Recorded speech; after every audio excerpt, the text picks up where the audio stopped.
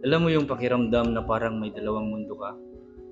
Isang mundo kung saan ikaw lang si Renz, normal na estudyante, tahimik, masaya, kasama ang taong mahal mo.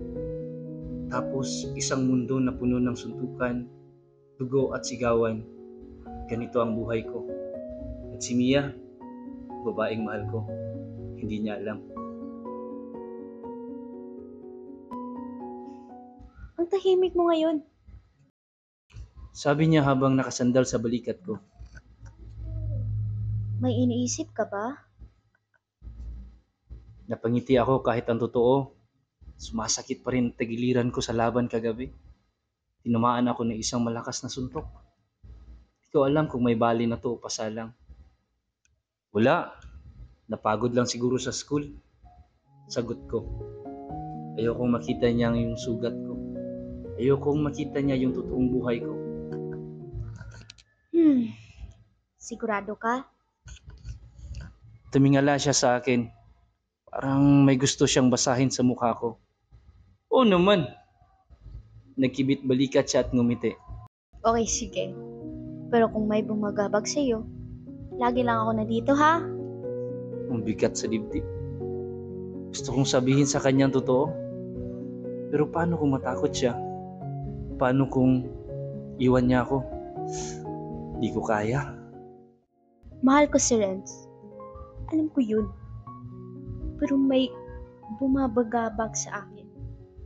Minsan kasi, parang may tinatago siya.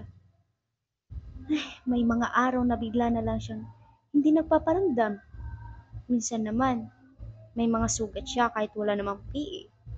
Hindi ko maintindihan. At ngayong gabi, gusto kong malaman ang totoo. Kaya, sinundan ko siya.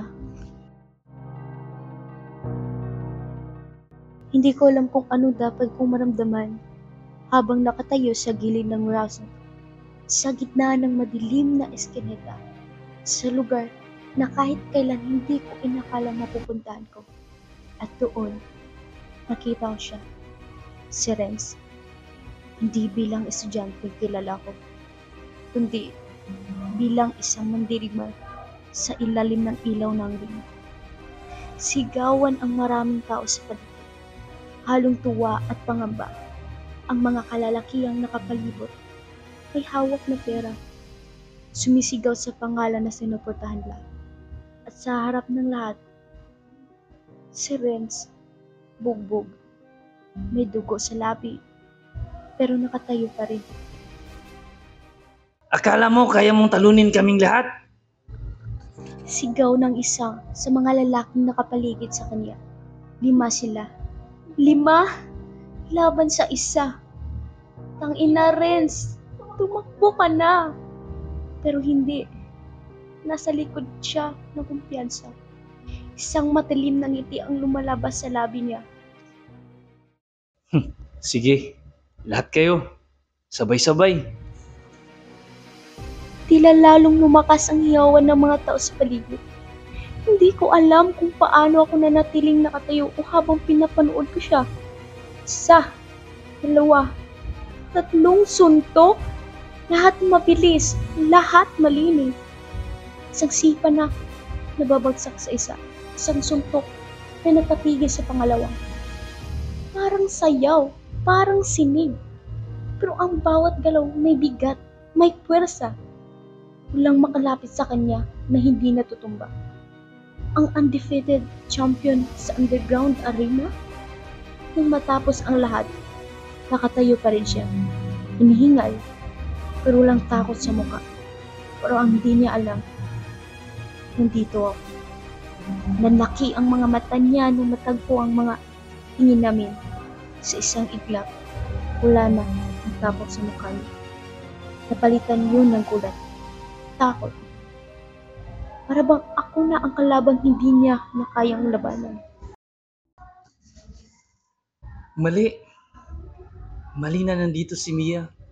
Dapat hindi siya sumunod. Dapat hindi niya nakita. Renz, ano to? Puno ng pagtataka at sakit ang mga mata niya.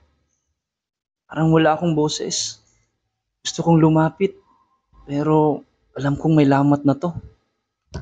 So ito, dahilan kung bakit lagi kang may sugat?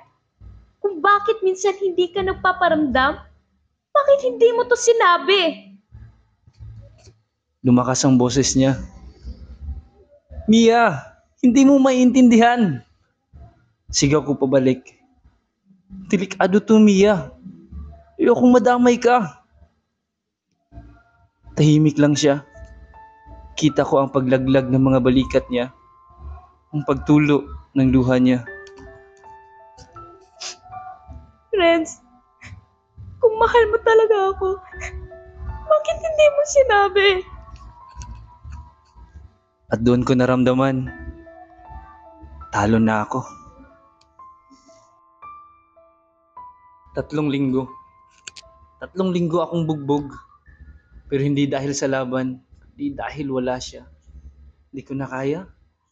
Kaya andito ako ngayon, sa labas ng bahay nila. Dala ang lahat ng tapang na meron ako. Nang lumabas siya, kita ko agad ang gulat sa mukha niya. Hindi siya nagsalita. Hindi ko alam kung galit. Wala nang pake. Pero wala na akong ibang choice. Mia, patawad. Wala pa rin siyang sinasabi. Pero nakatingin siya sa akin. Hinihintay ang susunod kong sasabihin. Dapat, matagal ko nang sinabi. Dapat hindi ko ito tinago sa'yo. Pero kasi, natakot ako. Takot akong mawala ka. Mia, takot akong isipin mong hindi ako ang Renz na mahal mo. Pero Mia, ikaw lang gusto kong makasama. Kung bibigyan mo ako ng isa pang pagkakataon, pangako, wala nang lihim. Tahimik. Tapos nakita ko na lang siyang ngumiti ng mahina. Isa lang? Napakunot ako ng noo. Ha? Isa lang? Hindi mo ba alam kung ilang beses kitang patatawarin basta siguraduhin mo? Totoo ka na sa akin. Para ako nabunutan ng tinik. Pangiti ako. Napahinga ng maluwag. At tangin na. Gusto ko siyang yakapin pero pinigilan ko muna. Wala na akong itatago, Mia. Lahat ng laban, lahat ng sugat, lahat ng sakit. Gusto kong malaman mo. Kasi ikaw ang buhay ko. Tumingin siya sa akin ng matagal. Tapos, bigla lang niyang hinawakan ang mukha ko. Mahal kita, Renz. Pero kapag nagsisinunod ka ulit, bugbugin talaga kita. Walang kalaban-laban. Napangiti ako. Mari ba kitang mahalin kahit bugbog na ako sa'yo?